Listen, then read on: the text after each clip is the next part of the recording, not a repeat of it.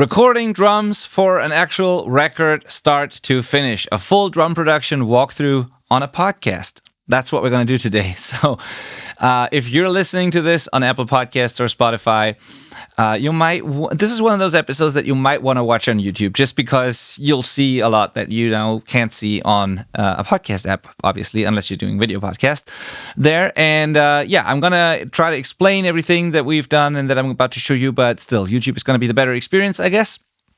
Anyway, this is me walking you through the drum production session for Swallows Rose and their upcoming record, The Beginning. Depending on when you watch this or listen to it, it might already be out.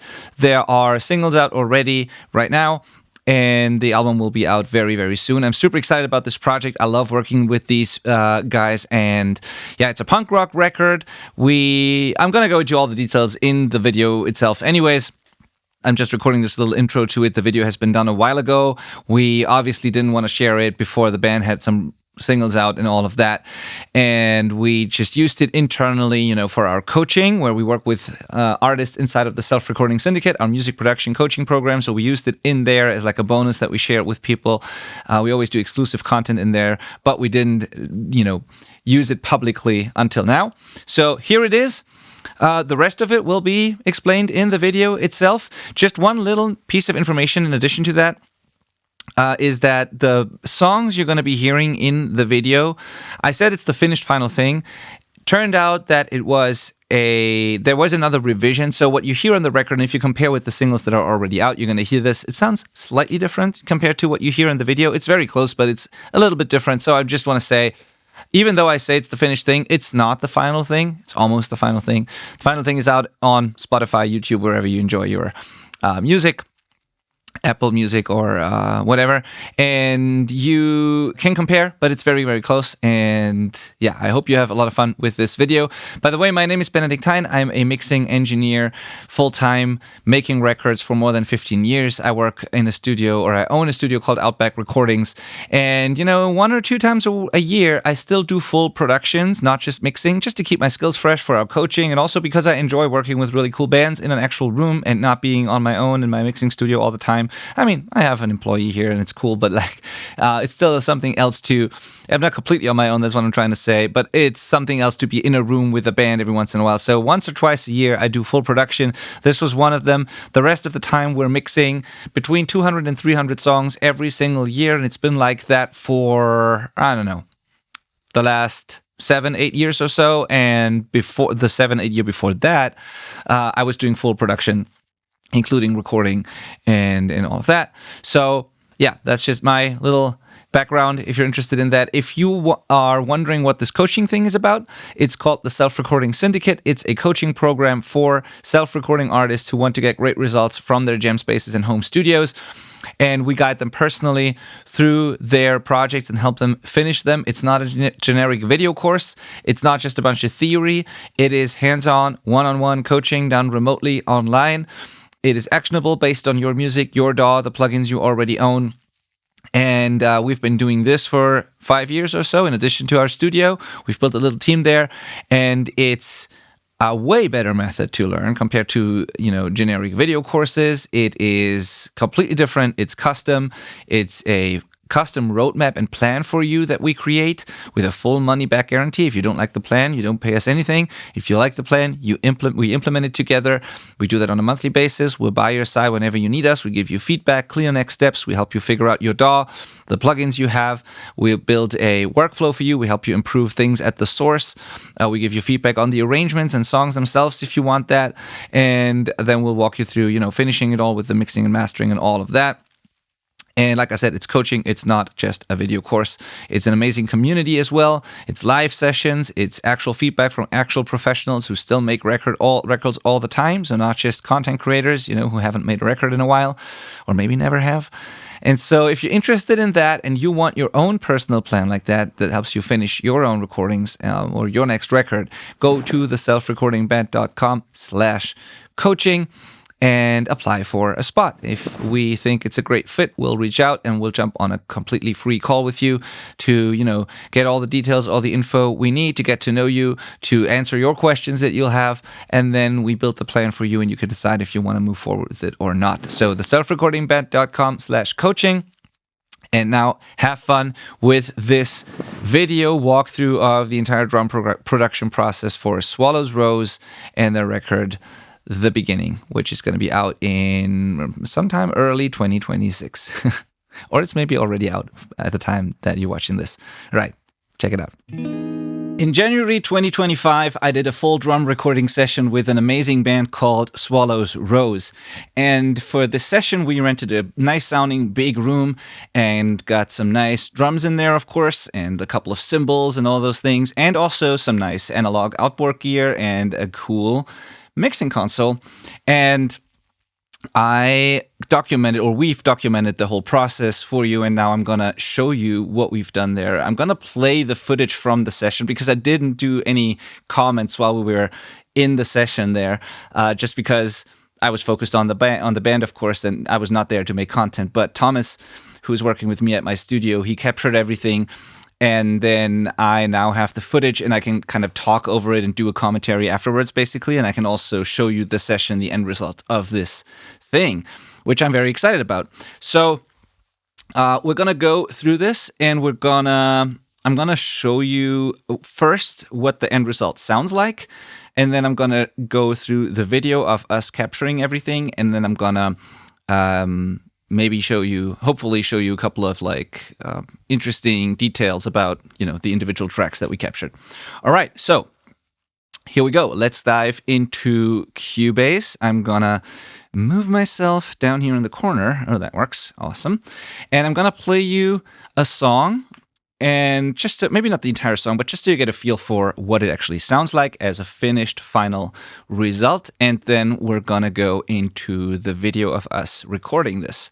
And I hope you get some, insights and key takeaways from the mics we've chosen, the drum setup, the tuning, and everything, and the gear selection and all of that. So let's go.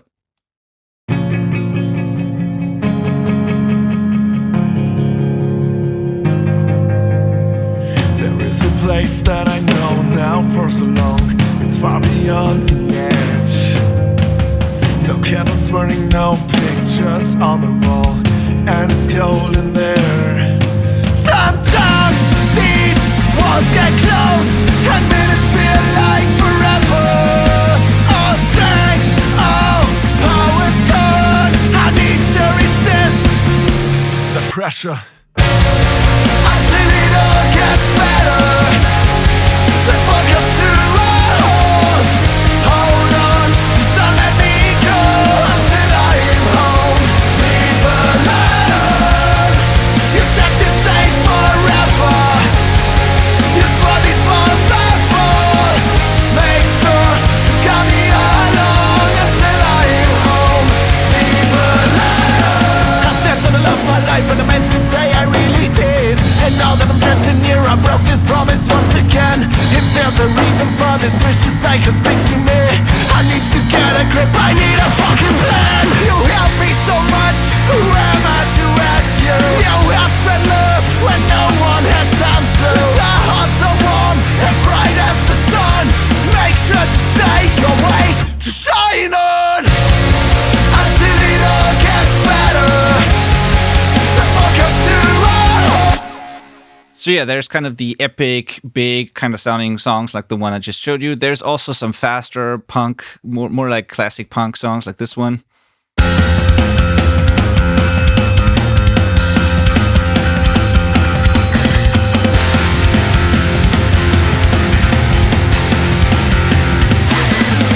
There are unexpected problems in so many ways.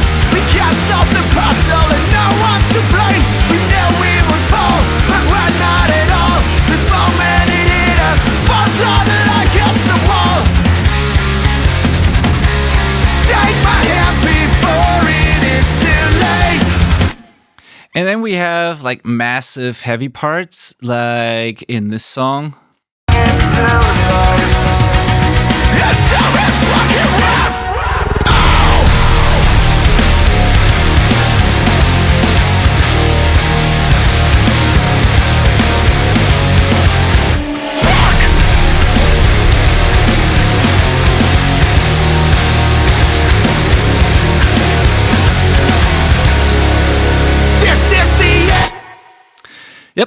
And so to give you a quick overview of what we captured, we have a kick in and a kick out.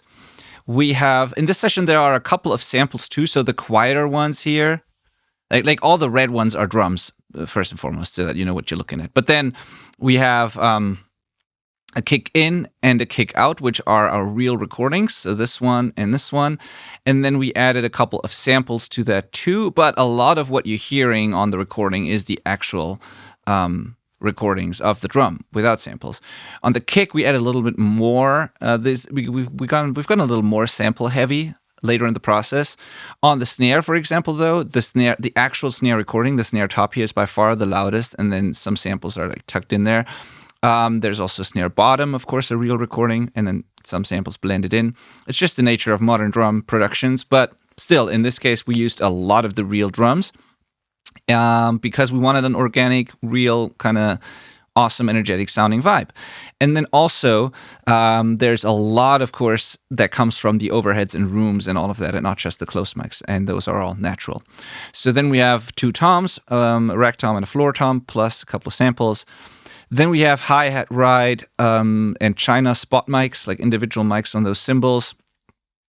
I should move myself to the lower right here, I just realized, so you can actually see where I'm pointing at. So we have hi-hat ride, China, spot mics, then we have overhead left and right, and then we have a mono overhead as well in the middle. And then we have a front of kit, which is a couple feet away from the kit, pointing straight at it, mono. And then we have a room mic pair, left and right, that was back in the room, like pretty far away from the kit. So I'm going to show you how these sound what these sound like individually real quick. So here we have the kick in.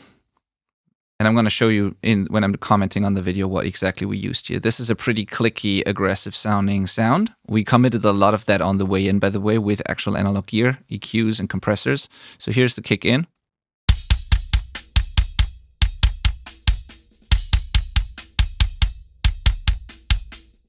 There's a silencer plugin on it to get rid of the bleed. Without that, it sounds like this.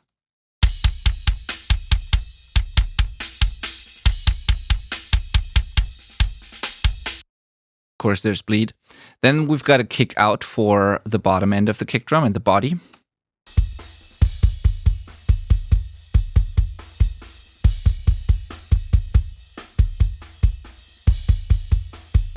Nice and round and together.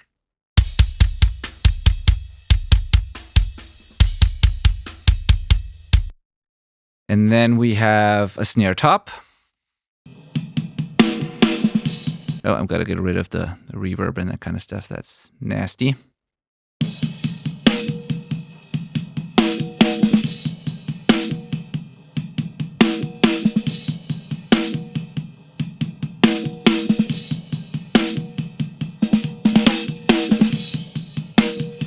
That's our snare top. Lots of bleed in there and lots of rumble and all that, but that's what a drum kit does. And it's heavily compressed as well, which brings that stuff up. Then we have a snare bottom.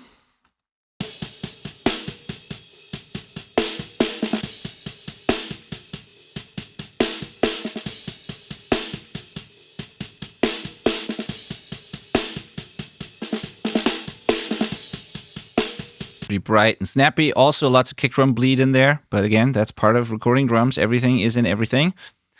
And then we have the two together, of course.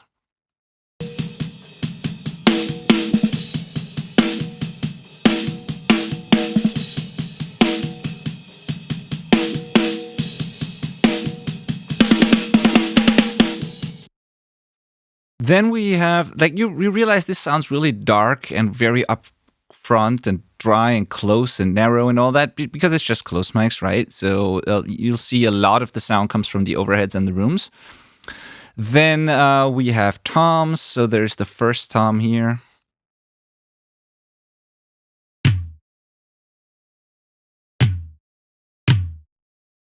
There's a gate on that, so that's why there's no bleed. And then we have a floor tom, which is also gated, I think.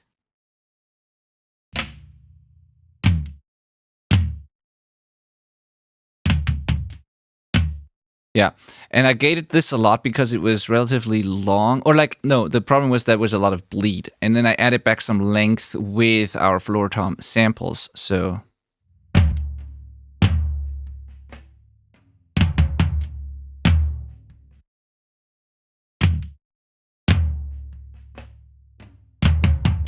we just added a sample that sounds pretty much exactly like the real tom to get back some of the sustain. But that lets me get rid of the bleed while also keeping the sustain. Nice little trick. Also, these are MIDI gates, so they're triggered by MIDI notes that we generated from the actual audio. And then we can pull those MIDI notes slightly to the left so that the gate opens a little bit early, which is awesome because then we don't cut into the transients. Another little trick there to use MIDI gates. So these were the toms. Then we have hi-hat, spot mic.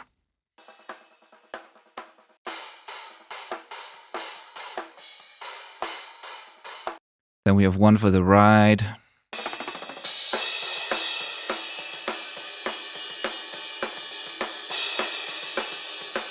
Just a microphone to capture the ride cymbal and bring it out some more. Same for the China. I don't want to look for any China hits here. It's like there's 3 China hits or something on the entire record. I don't know, but like I'm not gonna search for those. It's just a spot mic on the China, just an SM57, just in case it was not loud enough on the overheads.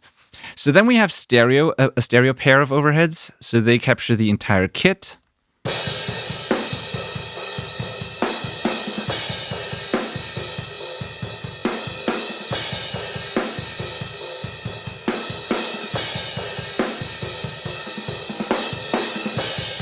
So they're definitely not just cymbal mics. They capture the entire kit, and you can already hear how much of the whole room is in these, how much ambience there is on those, because it's a big room.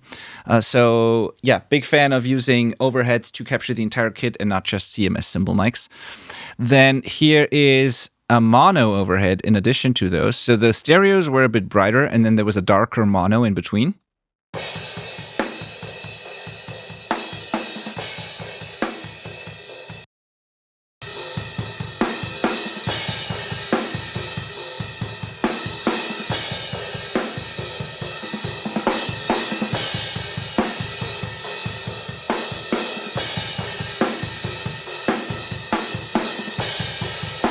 It's subtle, but the mono just fills that hole between the stereos and makes it come together a little more. It just glues it together, and it puts extra emphasis on the shells and a little bit of dark shell forward kind of overhead sound.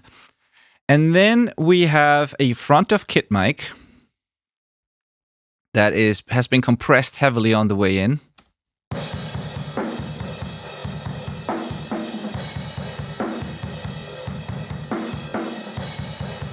And we can use that to automate cool things, like in this part.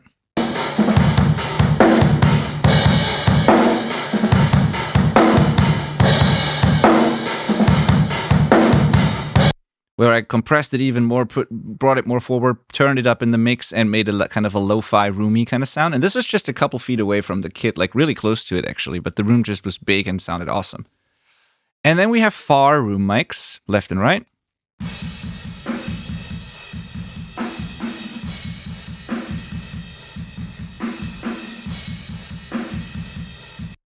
Also compressed pretty heavily, and there was an envelope shaper on there bringing up the sustain and turning down the attack, so that's why they sound extra roomy, and a little bit of a flutter in there. There's an artifact from the processing, but that's fine.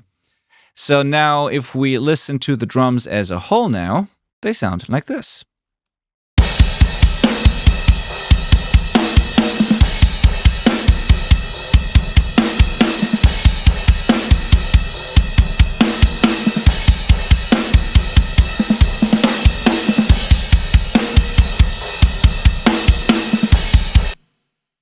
Or like this.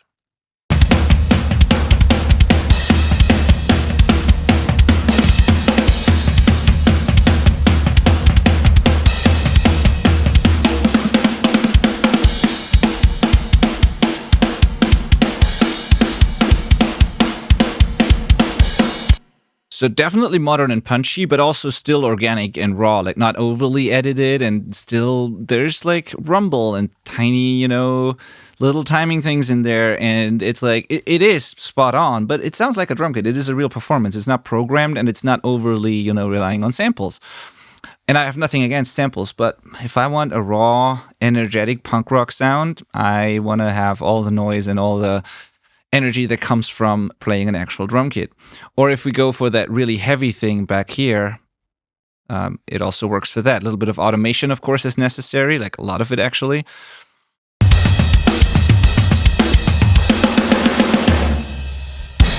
This is really cool. In transitions like this, I just automate up the rooms in the mix, right? To give it extra kind of size for a moment there, extra impact, and then comes the heavy part.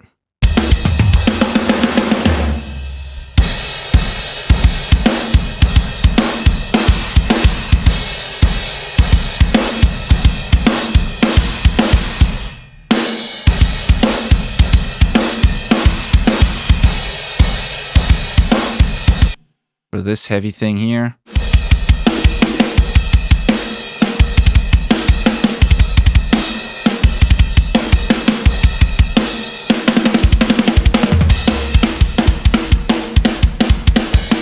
The fast double kicks and all that. So yeah, sounds very good in my opinion.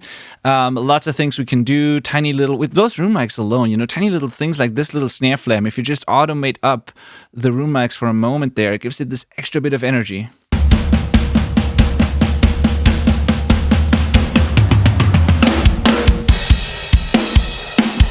Awesome. So yeah, that's it from the session. Now let's move over to that video, the footage of the actual recording session, so I can walk you through what we've done at the source to capture these kinds of tracks. All right, so I pulled up this video that we shot at the drum recording session with Swallows Rose, and I am going to comment on this so you know what you're actually looking at. And please, one thing, sorry for the gibberish that you're going to hear in this video. We are talking to each other in Bavarian in this video. So even if you're a native German speaker, you will have a hard time understanding us probably. It's like a whole other language. Doesn't matter. I'm going to comment in English on top of it. And for those of you who understand it, maybe you find a couple of things funny in there. Maybe not. We'll see. So let's start. And I don't remember all of it from the top of my head now, but I'm excited to go back and see actually what happened. So I'm going to hit play and then I'm going to just comment through the entire thing. All right. Let's see what this is sounding like and what we're going to see here.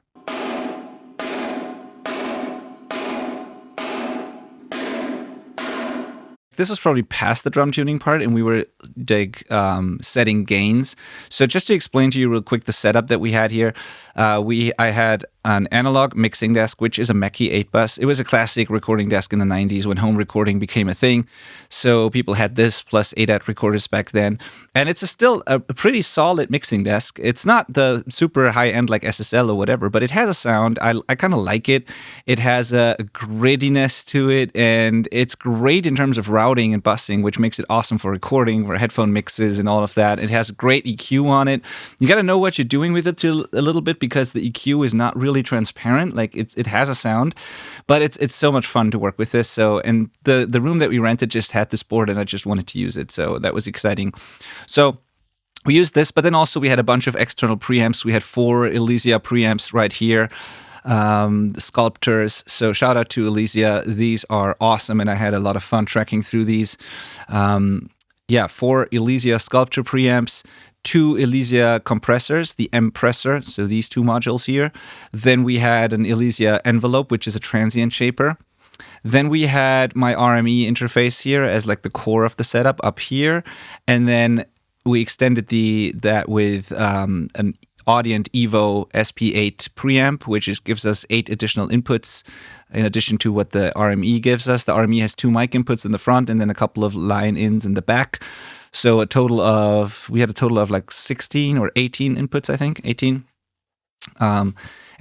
So 4 external preamps by Elysia, 2 compressors, an envelope shaper, then this 1176 compressor, then 2 more preamps by Warm Audio. These are Neve style, 1073 style preamps with built-in EQ. So nice saturation, nice EQ going on there. And then we had this SPL Gold mic down here that we didn't end up using, but we tried it in the sound check. And I think this particular unit just had a little bit of a noise floor issue, so I didn't end up using it. It was a little too risky for me to bake that into the recording. But everything else was used. And then a lot of the board EQ And so some of the mics went into those 4 preamps and those 2 preamps, and then those 2 built-in preamps on the RME. And the rest of the mics went into the board preamps. All of it ended up on the board, though. So even those external preamps, the output of those went to the line-ins on the board. So each drum mic had its own channel on the board. So I could EQ each track individually here on the way in. There was additional EQ done here, and there was some compression done here, some compression done on these preamps, some tone shaping also with these preamps. I'm going to get to that. And some transient shaping here. So a lot of processing on the way in. Everything was EQ'd on the way in. Most of it was compressed on the way in. And I was able to capture a pretty finished drum sound with that kind of setup. So that's what the setup looked like. And let's continue. You can already hear how massive this room sounds, right? It's like tons of, to the camera mic, tons of ambience.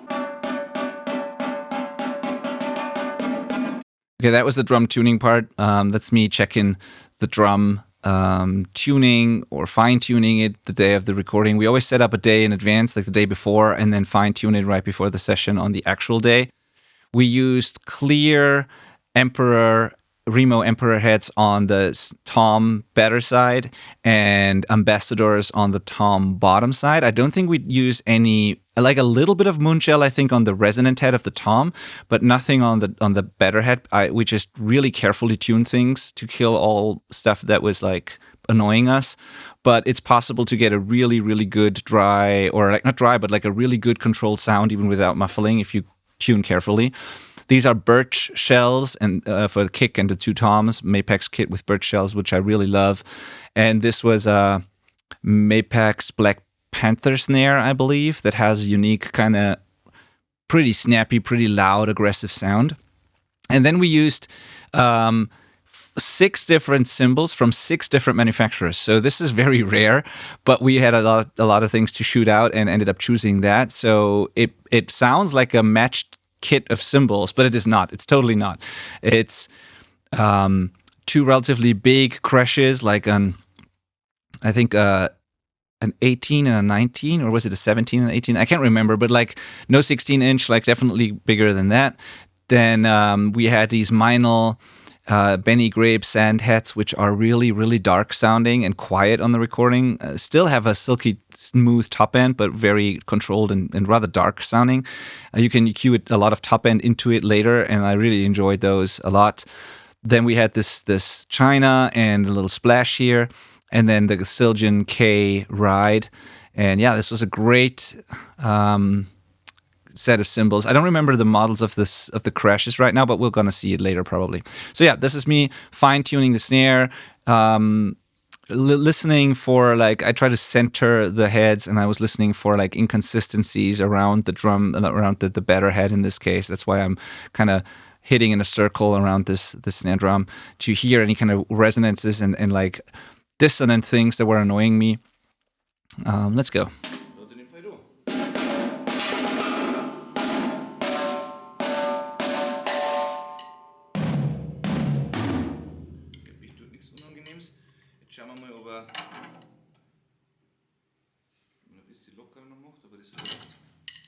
I loosened the snare wires a little bit. I don't like to choke the snare. I like to get it loud and punchy. And a lot of people tend to choke the snare with the snare wires. I don't like to do that. So I was trying to make it looser and then see if it does anything weird if I do that.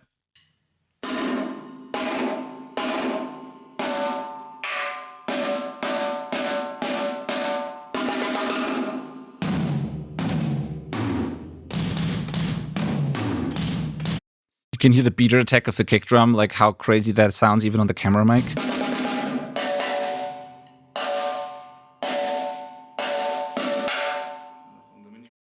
Okay, me doing that is like seeing what happens when you hit the snare off center, because that will make the snare sing in a different way, and it will trigger. It will make the resonant head and the snares react in a different way, and it sometimes can trigger and cause these weird, noises.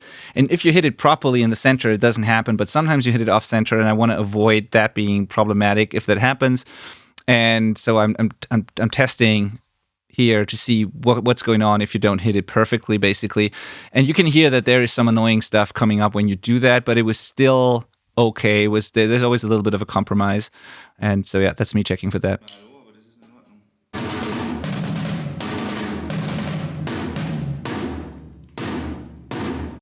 The interval between the toms is really important to me for that to make sense. Actually, the toms and the kick, like if there's a roll, a fill going over all these, I want to make sure that the interval between the different pitches makes sense. And I'm not listening for anything specific here, but it just has to make sense and sound and feel good to me. If they're too close together, it doesn't work. If they're too far apart, it doesn't work. But for me, it's a total feel thing. So yeah, that's me checking that.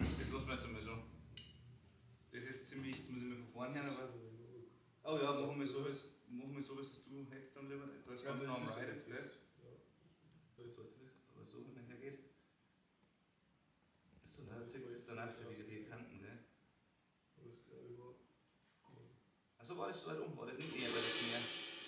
Ich hab mir gedacht, das war so. Also ich hab mir gedacht, das war eher so. War das nicht so nah an das näher, so wie es jetzt ist? And we're trying to get, after me tuning and changing things, we're trying to get it back to where the drummer had it so that it feels perfect for him. And I take this really seriously because he has to feel comfortable playing. So if I mess with his setup, I will make sure that it's exactly what it was when he was sitting down there. Der Kick tut mir ganz schwer, weil die sofort passt hat und einfach Drucker und fett ist. Dann muss ich dann nochmal schauen, das muss ich auch singen und Analyzer und dann nochmal hören, aufnehmen, wo wir wirklich dran, weil die hat sau viel Kick, ist kurz Druckerfett, da bist du aus zum Sitzen, aber das heißt nicht, dass man da nicht was feintunen kann.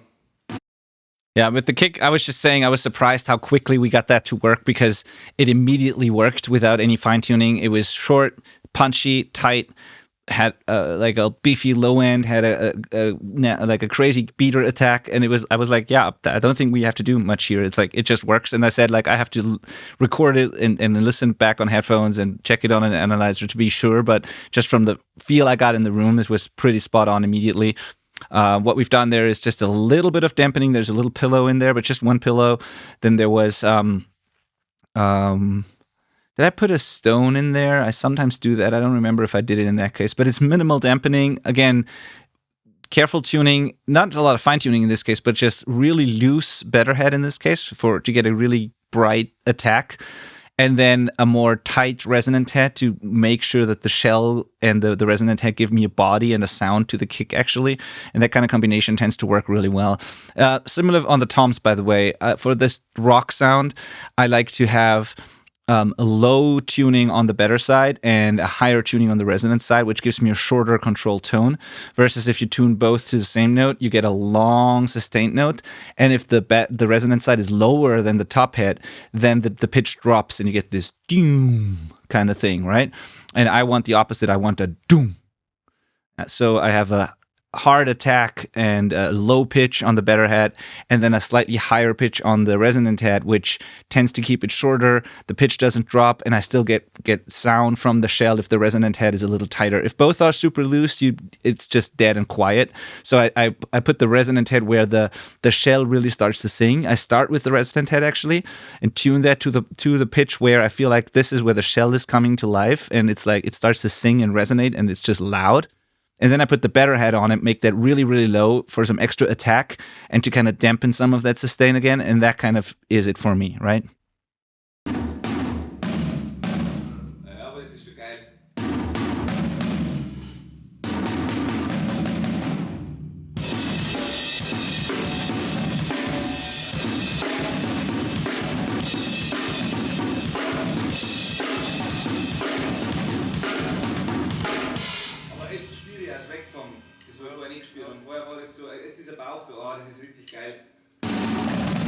Yeah, we had the problem that we felt the energy of the floor tom, but not of the rack tom. The rack tom was just too quiet compared to it. And so we changed a couple of things to bring the shell to life and to make sure we feel the impact on both the toms equally. And this is where it happened.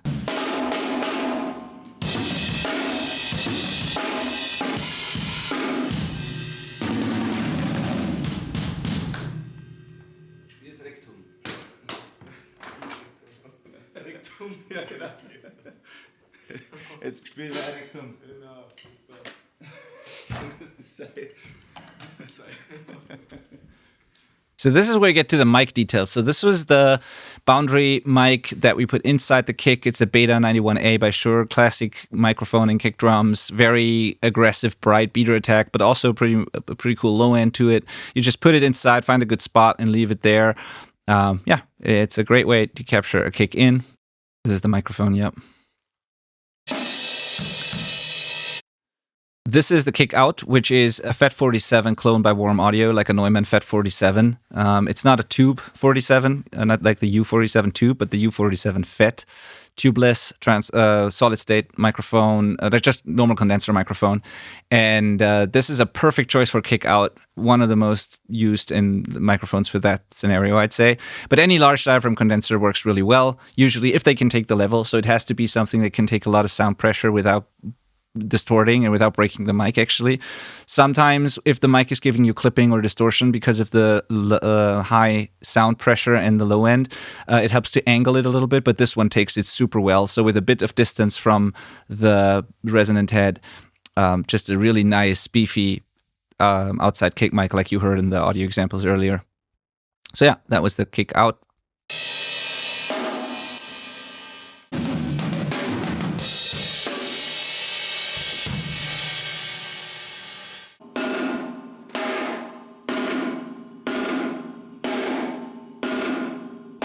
On snare top, we used the Audix i5. It's an alternative to the SM57. We got fairly close to the head just because the snare was really bright anyways. And the further away you get, the brighter it gets. The closer you get, the more body you get, the deeper or lower the impact gets. And so I wanted to have more impact, more beefy low end of the snare, and I had enough brightness in the overheads and all in general. The overheads played a major role here, and the snare was bright. So we went fairly close.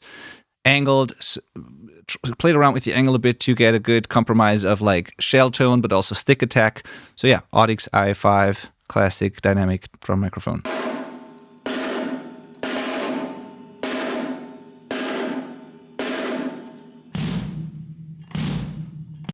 That's a Sennheiser 421. The old ones, the white ones, the classic ones, these are the real deal when it comes to 421s. This is often used on toms. I really like it on snare bottom because of the top end and the upper mid-range character that it has. I actually don't like it that much on toms, funnily. Like I like it, but I'm not crazy about it like so many people. But I like it on a snare bottom. That and the 441 is also a great choice. But the 421, has worked well here. A lot of snap, silky, not harsh. Cool.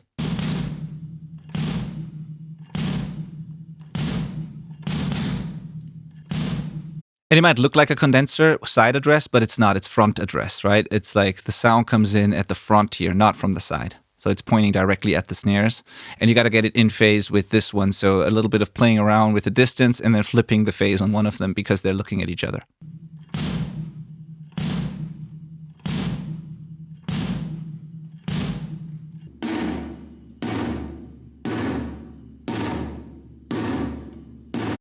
Audix D2 on toms, classic tom mics, not a lot to say about those. Medium distance, play around with the angle a bit to get a good balance of shell tone and a stick attack. Yeah, pretty standard, nothing crazy here.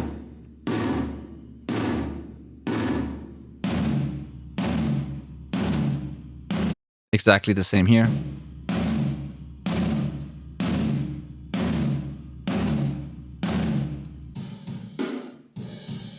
These really nice Austrian audio small diaphragm condensers as spot mics and hi-hats, a little bit of a distance to the hi-hat pointing at the edge of it for more silky top-end details, these tiny little details that they play on the hi-hat sometimes, and I want to capture those. A lot of it is in the overheads anyways.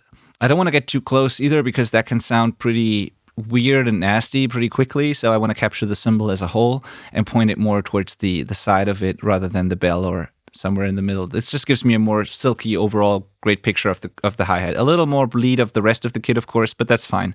I'm going to filter a lot of that anyways in a mix and just get the top end and details out of it. The same exact microphone on the ride, pointing in halfway between the bell and the outside here. If they were playing mostly bell, I would point it at the bell, but he was playing he was sometimes crashing the ride, sometimes playing normal ride stuff right here, and sometimes using the bell. So I tried to capture all of that. So a little bit of a distance from the cymbal, pointing somewhere here, playing around with the angle a little bit until I felt like I captured all the details of the whole cymbal, and it worked really well.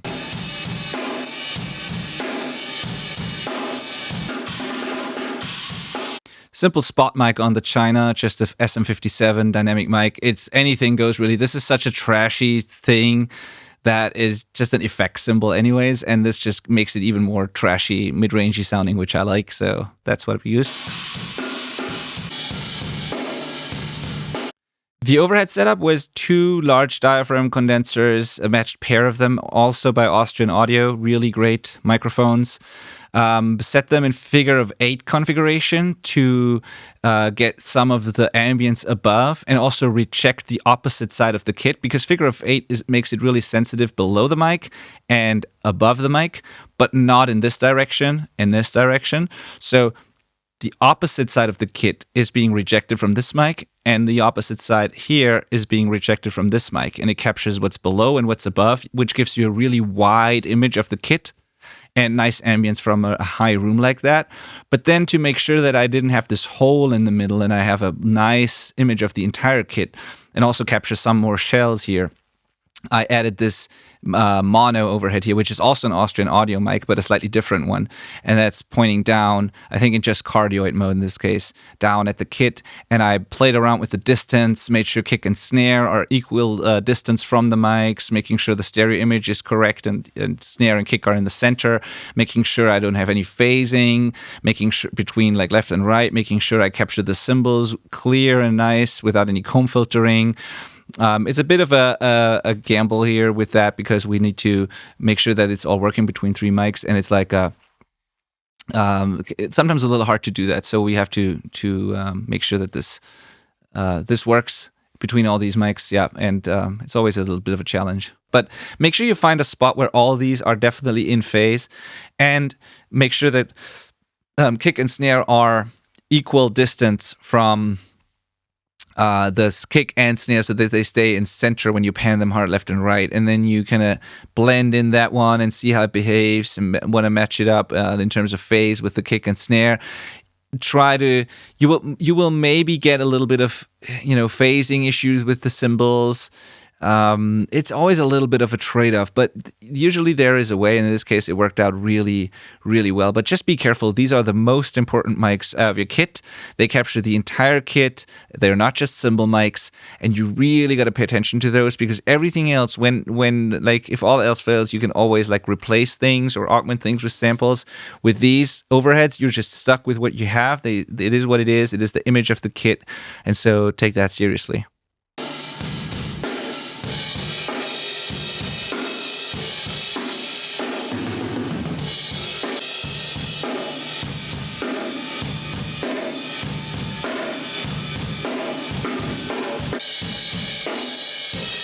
That is our front of kit mic. So this is a Warm Audio C12 kind of clone, which is a fairly bright mic that I put up like a couple feet away from the kit. You see pointing at this line through the kick and snare, the center of the kit, basically capturing the entire thing. I experimented with the height of it. I just walked around in front of the kit and found a spot where I thought I had a perfect balance between cymbals and shells, and just the kit overall, focusing more on shells than cymbals. You just have to experiment with the height of it a little bit. And then I found a spot and I compressed the hell out of it. We get to the processing in a second. And this is just a great vibe mic that captures a lot of the room, but also gives me the kit. And yeah, sounded really, really cool. And I think I used it in omnidirectional mode. So it's not directional, not a cardioid or figure 8, but it's like all around the mic, same sensitivity basically. So it captured the room, it captured the kit and everything. And so, yeah, great close mono room mic, if you will. And this is what I used for those lo-fi vibey parts that I showed you earlier, where I could automate this up and down in the mix. The more I bring it up, the more energy and distortion and compression you can hear, and the more kind of lo-fi it also sounds, because I filtered it a lot in the mix. And but it's also, if I don't filter it and bring it up, it sounds more energetic. There's more noise. There's more cymbal action. The kit as a whole, all the rattle, all the noise the kit makes. The more I turn it up, the more like that it sounds. The more I turn it down, the cleaner and the wider the kit sounds, because then the focus is on the overheads and the details of the close mics and not so much this one. So it's a nice little energy and dirt fader that I have there to play with. It actually sounds pretty much like the camera mic in this spot, just a little more hi-fi and high end, of course. These were, and also, by the way, the audio that you're hearing all the time is always just the camera mic, right? So here are the room mics. The room mics are far away from the kit in the corner of the room. I just walked around, or not a corner, but close to the wall. I just walked around and listened for where I had maximum punch of the shells and size of the shells and low end and the least amount of harshness in the cymbals. And then I set up 2 ribbon mics that are relatively, or very dark actually on their own. These are cheap ribbon mics, but they sound really great because they're dark for this application. And I put them in a Bloomline configuration, so like an XY, 90 degrees, capsules close together. But since they're ribbons, they are figure of 8, so this direction and this direction, and then this direction, and then in the back here. And so they are just a stereo capture of the room, far away from the kit, behind a curtain even, so they don't directly see the kit, and they are relatively dark and just focused on the size and depth of the room and the low end, and not so much cymbals and no details and all of that. So you could hear that before when I showed the audio examples.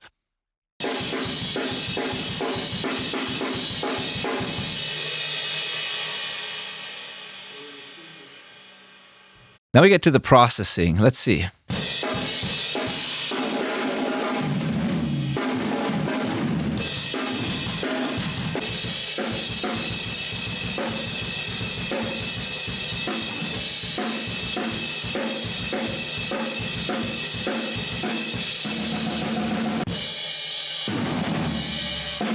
Okay, so we have the 4 Sculptor preamps here in this shot. This is nice. These are preamps by Elysia. I really like them a lot. They are super flexible, tone shaping machines, can be really clean, can be really vibey, definitely have a sound. So many options in this preamp. It's really incredible. So these are 500 series units, right? 4 of them here in this chassis. And so what I have them on is I have 3 of them on my 3 overheads and 1 of them on the snare bottom mic. And I'll get to that, to why in a second. So let's start with these 2. These are the stereo overheads left and right. And what I've done is same amount of gain on both sides. It's just the input gain. Then I use the shape knob and I set it to shape 2. And what shape 2 does on this Sculptor preamp is it creates a brighter sound. Shape 1, like if you turn it all the way down, it does nothing. It's just a flat sound, very accurate. But if you turn up the shape without pushing that button, then it filters out top end and a little bit of low end on shape 1. So it makes it more mid-range focus, a little more lo-fi, which can be great for many instruments like guitars or something. But if you hit the shape 2 button and you turn it up, it adds presence and brightness, which is great for vocals, but also for overheads in this case. So it just made the overheads more bright. It made the shells in the overheads sound more snappy. I didn't take it too far because I didn't want to make it harsh, but just turning it up a little bit made it really, really bright in a really cool way without getting harsh. And so that's what I did. Shape 2 on, and then turning that up for some extra presence of the overheads. Especially in a big room like that where you don't have nasty reflections from the close-by walls, you can actually push a bit of top end there without problem. As you saw, we also built this kind of fort around the drum kit with mobile absorbers, which kept any kind of reflections out of the mics in general anyways. So there was only the air above the kit and like no harshness around the kit, and nice cymbals too, nice microphones, so no problem pushing some extra brightness here. Then I didn't use the low cut here, and this is intentional because I wanted to see how much of the whole kit sound I can keep in the mix, because I wanted a full picture of the kit in the mix. I didn't just want to focus on close mics, because the kit sounded so great and the overhead sounded so great. So I didn't want to get rid of anything, of any information here, and just kept it as whole kit mics, basically. No excessive rumble in those anyways. And then I used the compressor quite a bit. You'll see the LED come on here, and when the snare is being hit, for most importantly. And so, yeah, I compressed it quite a bit, and that's what I ended up doing on those overheads. And then the phase is flipped because it puts the overheads, in this case, it put the overheads in phase with the snare. Sometimes it's the other way around, where you don't have to phase reverse it, but oftentimes I find myself having to flip polarity on overheads to make it work with the snare. But you always have to listen and double check, depends on the distance to the kit and a couple of things. So yeah, I flipped the phase on the snare top, not the snare bottom, and also the overheads. They were in phase, and I flipped them together. I think that was because of the front of kit or something. I think that's why. Because you'll see that the snare bottom, which is this one, is not flipped. And so I actually flipped the snare top, I think, with the overheads. I don't remember, but anyway, there's no rule around this anyways. Forget about this. Whatever I've done, it was in phase, and there's always a little bit of polarity switching and mic moving and all that until you get the phase right. Just make sure you get it right. So anyways, this here is the mono overhead, this one here. And this one is, I used shape 1 here, not shape 2, and turned it up quite a bit, because for the mono overhead, I didn't want the brightness. I wanted it to focus more on the shells and give me a darker center part of the overheads image, where the brighter overheads left and right could give me the width and clarity of the cymbals, and the mono overhead was like a little more lo-fi, more focused on the shells. So I turned up the shape 1, which filters out some top end and some low end, makes it more mid-range forward, gives me more focus on the shells. So this was a really great way to sneak in the mono overhead in between the bright, wide stereo overheads. Again, no low cut, a little bit of compression. And then phase in line with the others. Like, that is clear. Like, if those are reversed, this has to be reversed too. They were very much aligned.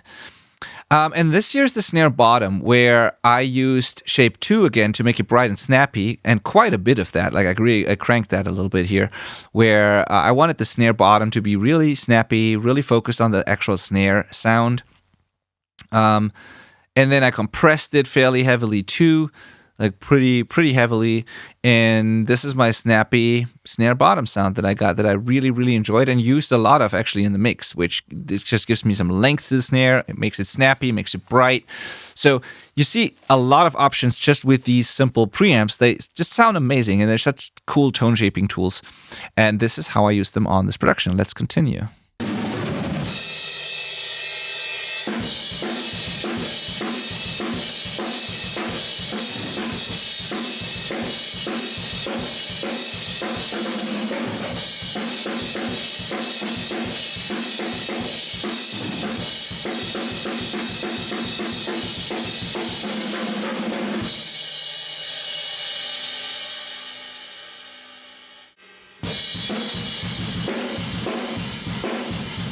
Okay, again, what you're hearing here is always just the camera audio, right?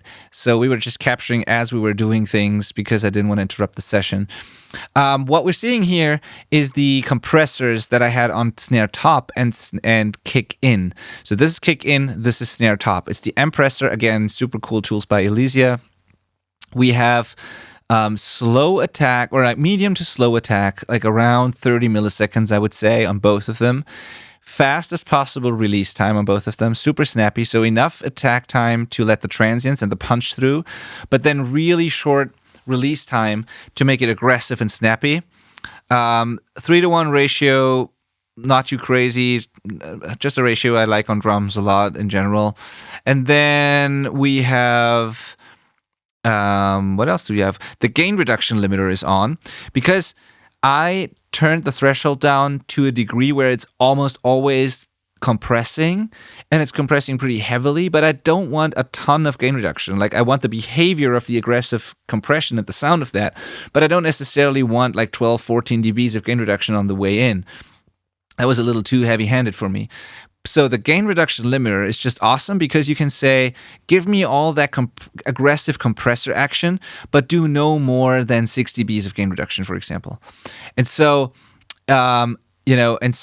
you can limit the amount of gain reduction the compressor does while still setting it super aggressively. And this is exactly what I've done here. I didn't do any additional distortion or any of the hit it button is also really cool. But in this case, when I'm tracking, I have plenty of vibe from the preamps already. We get to that in a second. And then also the board and all these things. So I didn't need any extra distortion here, but I wanted the compression behavior. And it's the same settings pretty much for kick in and snare top. As you can see, if I play this part again, it compresses, but no more than whatever I set on the gain reduction limiter.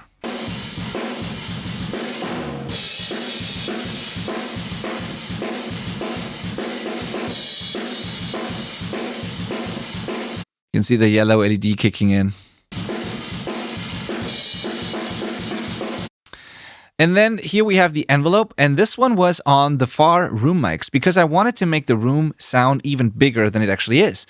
So what I've done is I've reduced the attack. This is a transient designer, mind you, transient shaper. So I reduced the attack and I boosted the sustain. So we have longer, more sustain than what the mics actually captured, and we have less transients. That's a simplification, but this is what it sounds like pretty much. I didn't do anything else really. I left the rest flat, like the EQs you could use and all that. Like I left it on full range mode, stereo link, so very simple.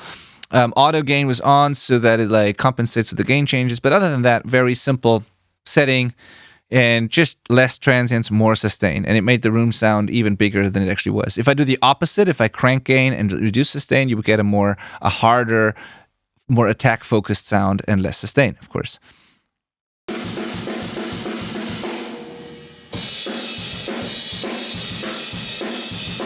Man, I just like how that room sounds even on the camera mic.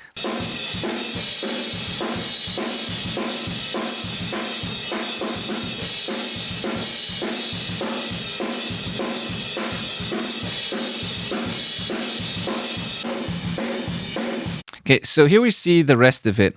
So this up here, the 1176, this was used on the front of kit.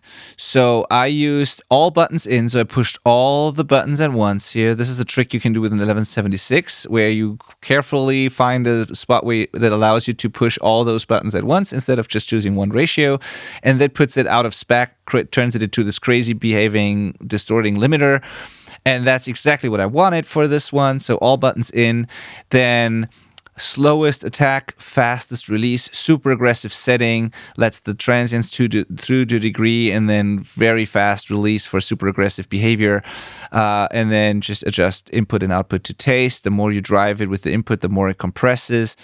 But with that setting, you don't need much, and you heard what it sounded like when I showed you the recordings in the beginning. You might want to go back and listen to those again after you've watched the rest of this video. But yeah, this was just front of kit, distorted, compressed, and vibey sounding. This here is snare top and kick in again, or kick in and snare top again. This is the preamps that we used here. So,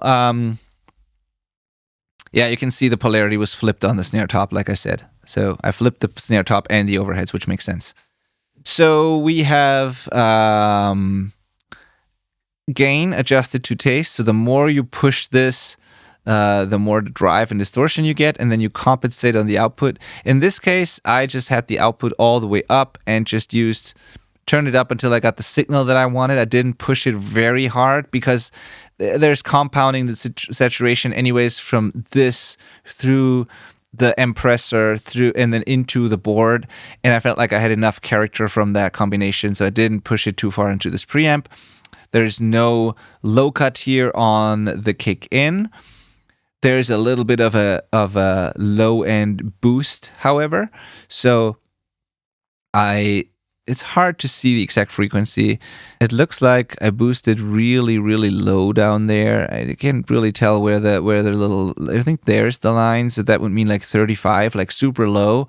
And then I just boosted that shelf because it's a musical shelf, so it goes higher than that. I just found a spot that sounded beefy to me and then turned up that shelf, which will turn up the entire low end part of the kick drum. Then I found, then I boosted like 4K or something here for the beater attack pretty heavily, so 4K, and then boosted quite a bit. And then I just turned up the top end, which is just a lot of, where is that? That's at 12K. Yeah. So 12K, and then a ton of top end. Is that even real, or is it just dBs? No, that's it. That's actually hertz. Yeah, kilohertz, 12 kilohertz. Yeah. And then, so I just made it super bright. I didn't remember if there was even frequency selectors on these, but there is. So it's 12K, and I made it really bright and clicky with the shelf there. So it's basically more lows, more upper mids, and more top end to have more of the beater attack. We wanted a really bright, aggressive kick drum sound, and also enough low end, of course. But then we had the kick out also, so we didn't have to go crazy on the low end. For the most part, it made it just brighter. Then we have the snare top, where I used a bit of a low cut here.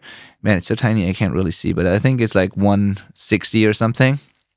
So this is right below the snare fundamental, and it filters out the rumble, but it also gives it a nice little bump around the fundamental. There's a little resonance there. So I cut below this 160, I think. Then I chose around 200, a little above that, and boosted the shelf. So we're boosting from 200 and something, 220 or so and below, but then we're cutting from 160 and below. So we're getting this nice little bump at around 200, where the fundamental of the snare is, for some extra weight and meat in the snare drum. Then we were cutting quite a bit of 700 mid-range, the kind of cheap cardboardy sounding mid-range. And then we were boosting quite a bit of 10K and above. And so I think it was also 10K, not 12. So 10K and above, boosting with the shelf. Yeah, it's 10K on both. Yeah, so nice little smiley face curve here. Nice little boost around the fundamental, cut in the mid-range, boost at the top, filtered the low end out. And that's for the snare top. So you see there's a lot of EQing going in already. And mind you, all of these were also EQ'd afterwards on the board. I don't know if we see this in this video, but I've in addition to that, with more narrow control, because I had the Q control, the fully parametric EQ on the board, I also got rid of some of the resonances, some of the harshness. I EQ'd out some of the harsh stuff in cymbals.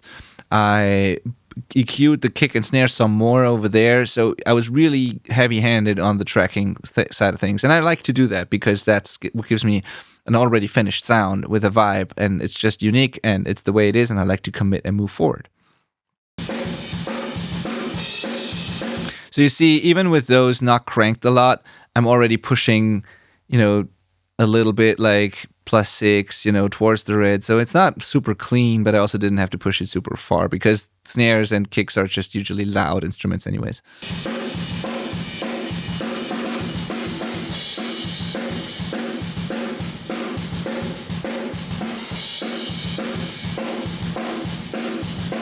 And then, of course, if you get a hot level here and then you go into the board, you got to make sure that the gain going into the board is right, so you're not overloading the channel of the board. And then into the DAW, you got to make sure that the fader, which is the output of the board, is set correctly, so you're not overloading the DAW converter. So from piece to piece, always keep the gain staging, the gain structure correct and intentional. Very important.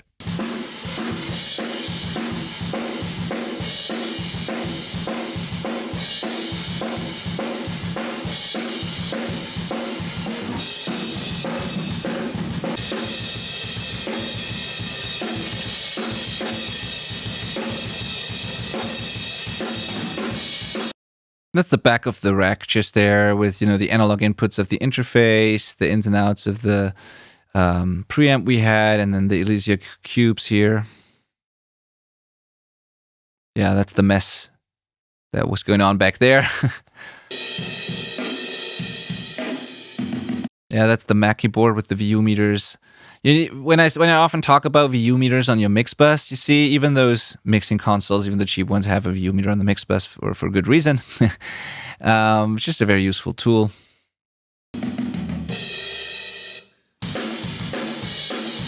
Oh yeah, there you can nicely see like the meter bridge and all those individual channels that I had. The faders pretty much at unity, so I just set them to 0, all of them, and just dialed in my gain with the gain knobs at the top, and then EQ'd every single channel the way I wanted to, and then just sent it out at Unity to the DAW here in my laptop, where everything came together and was recorded at nice, healthy levels.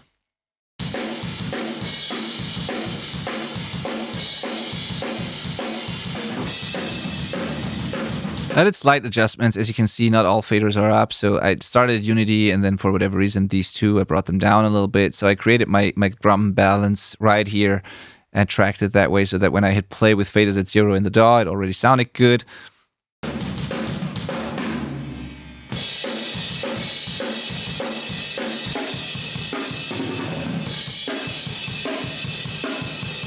Shout out to Kali Audio, by the way. These are the Kali monitors that we used in this room. Not my main monitors at the studio, but Thomas uses them in his room, and we brought him over for this drum recording session. So I had at least a reference that I was familiar with, plus my different pairs of headphones.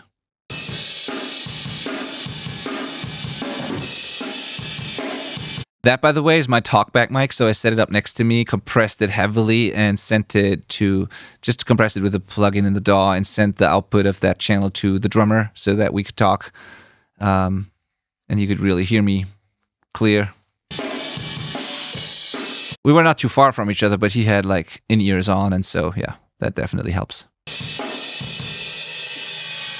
Eher auf der rechten Seite, aber die Hand grundsätzlich. Oh, now we're checking phase. That's an important part here. So we're checking overhead left, overhead right, and overhead mono.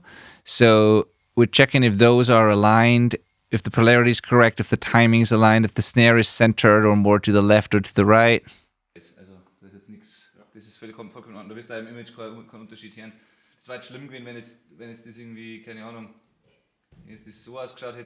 If it would have looked like this, that would have been terrible. So that would mean that the left one is way earlier than the right one. It would put it out of phase, out of polarity would be reversed here, and it would be canceling stuff in and out. But the way it was looking pretty decent because we carefully positioned the mics. And it didn't just look decent, it sounded great too. All right, this is what you see now is like the most boring part of it all. Is like after we've had our setup, by the way, you can see the nice little fort around the drums here. After we've had it all set up and dialed in, we recorded samples of the entire kit. And when you record shell samples, you can easily, that is not too big of a deal because they don't ring out forever. You just hit each shell a couple times, hard and soft and all that, capture it all, and then you have your own collection of nice samples that you can use in the mix or in other productions, like your own sample library. I always do that. But when you record the cymbals, and I always do that too, because you might have the perfect take, but then maybe one cymbal hit is like weird, and you have to swap that out. So I always like to have those extra cymbal hits ready for me in case I need to fix things. So when you do that, cymbals ring out forever. And I want to capture all of that because you never know what you're going to need it for. And this means you need to sit through, half an hour of just long ass cymbal sustains sounds, So it's not all in this video, but just to give you an idea of what it is like to do that.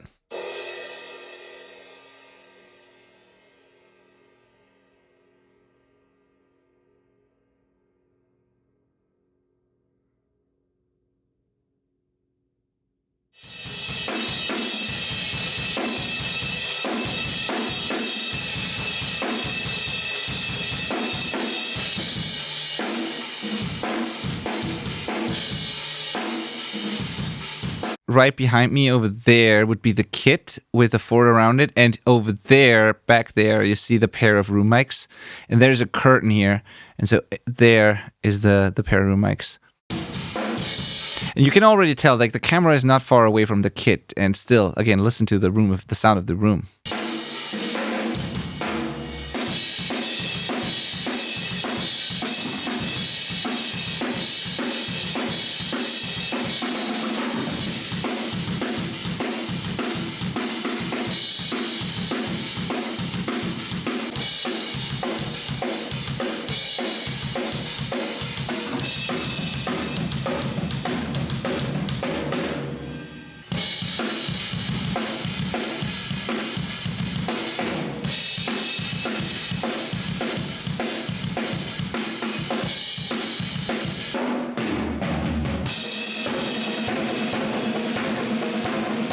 That's Dominic, the singer of the band, listening critically.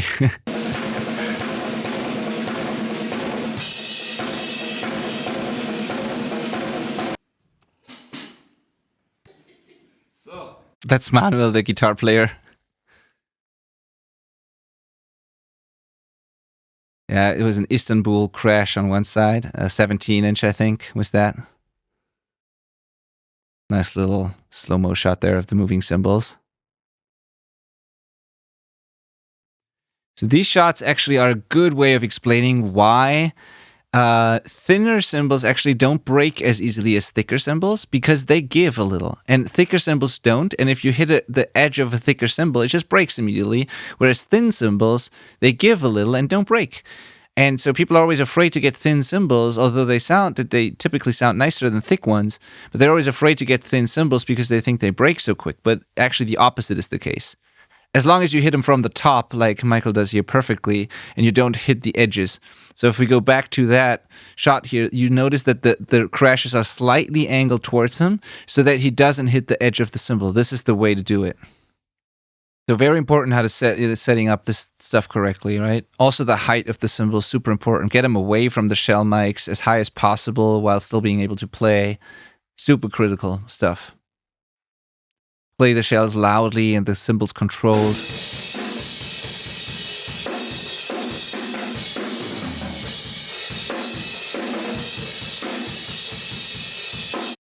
here you can see the crashes. They're not super high, but they're pretty far away from the shell mics. The China on the right, everything's like relatively far away from the close mics. The hi-hats are pretty high. And he is playing really well because what he does is he crashes the crashes properly because they need to be impactful and loud and explosive. But he plays the hi-hats in a pretty controlled way, and he really smashes the snare drum. So that's exactly how you do it. Loud, explosive shells, loud, explosive crashes, but not extremely explosive on the crashes, and then controlled hi-hats and rides. Like that's what you do. There's always the exception. It's always about being intentional, of course, but this is in general a good way to approach it.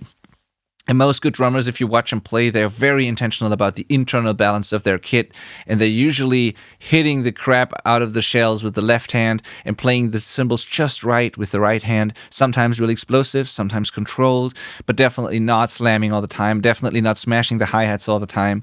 So, yeah.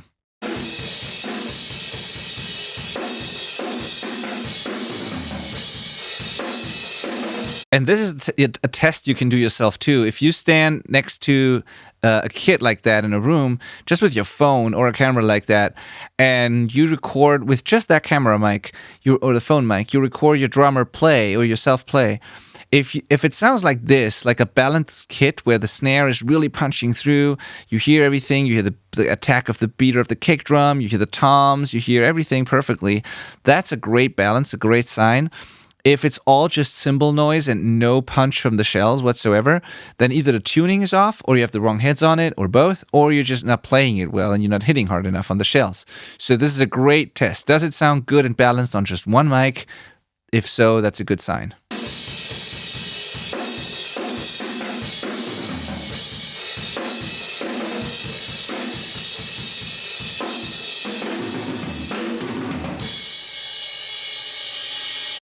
All right, I think that's it. So let's go back one more time to Cubase. All right, so listen to the part that we just heard on the camera mic and listen to what it actually sounds like.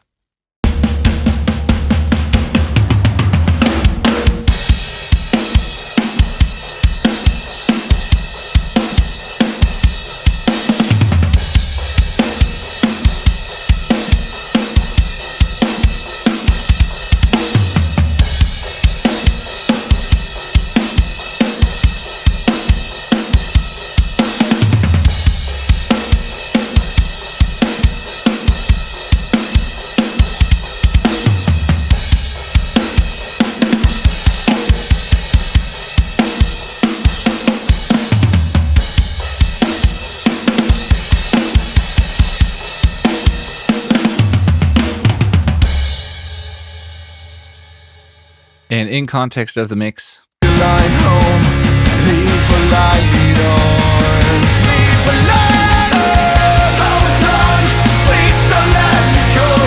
Make sure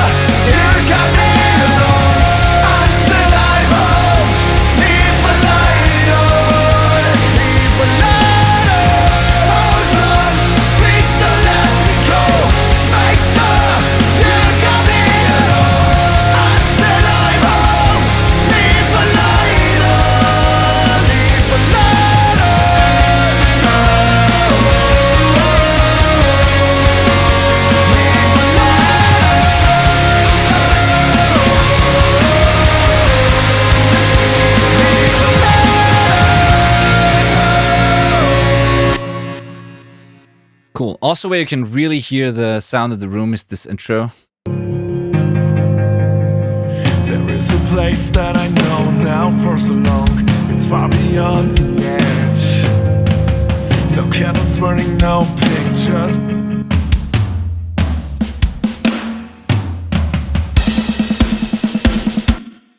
So what I'm going to do now is I'm going to play, this is the final thing we're going to do. I'm going to play that final part here again. And I'm going to activate one mic at a time. So you can hear it all come together. So I'm going to start with the overheads. Then I'm going to bring in the kit spot mics. Then I'm going to bring in the front of kit. Then I'm going to bring in the room. And then I'm going to bring in the close mics in that order, okay? So overheads, spot mics on the cymbals, room, front of kit first, and then close mics. So you hear it come together. All right, let's start with overheads.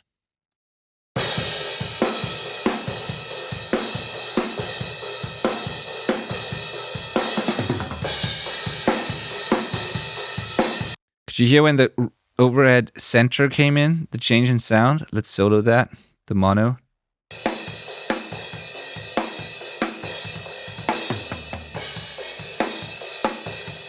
That one was really focused on the shells, so that was where they used the Elysia preamp to filter out some top and bottom.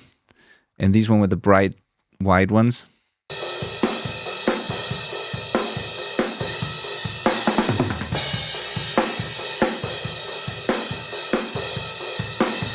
Just pay attention to how much more solid the center image gets when I turn on this mono overhead. The rest doesn't change really, but the kick and snare all of a sudden really move to the center and are rock solid there.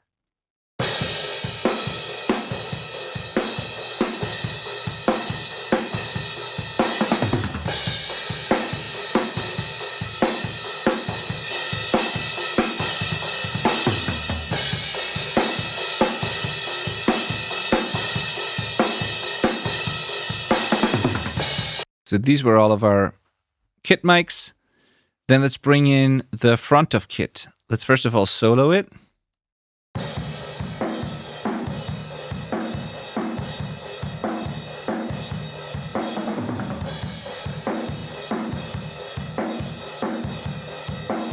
And of course I've done things to these in the mix as well, but they're very, very close still to what we recorded because I've done so much on the way in.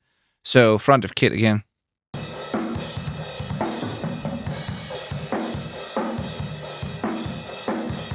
Pretty close to the kit, but sounds very roomy. There's still a lot of cymbal action also going on.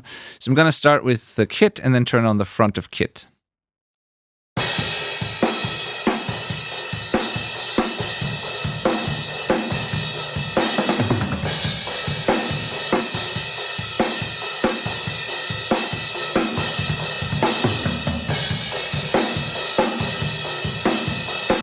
Sounds so much more boring without it, right? Now let's add the far rooms. Again, this is what they sounded like on their own.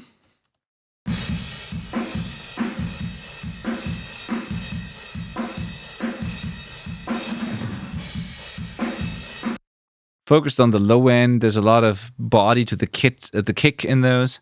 So again, kit, then I do front of kit, and then I do far rooms.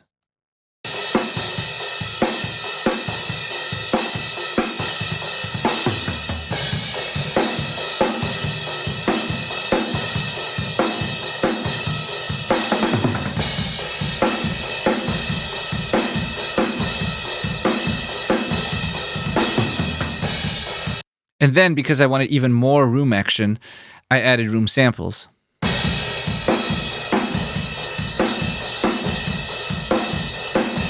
But they don't actually do much. As you can see, if I turn them on, there's nothing really going on.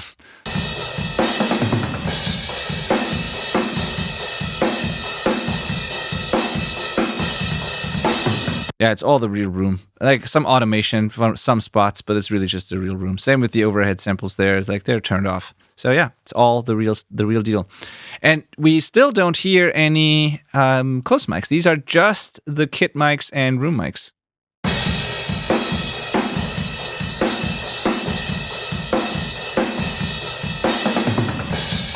And with kit mics, I mean overheads and cymbal close mics. That's what I call kit, but it's like not individual close mics. So let's add the kick and then the snare.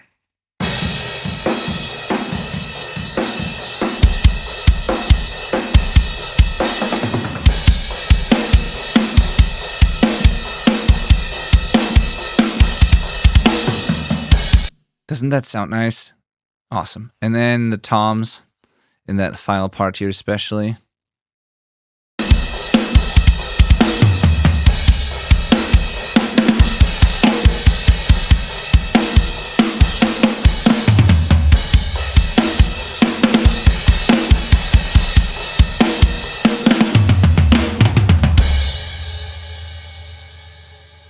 Really nice, right? Also, listen to how well the cymbals are, blending and working together, although they're different sizes, different manufacturers even,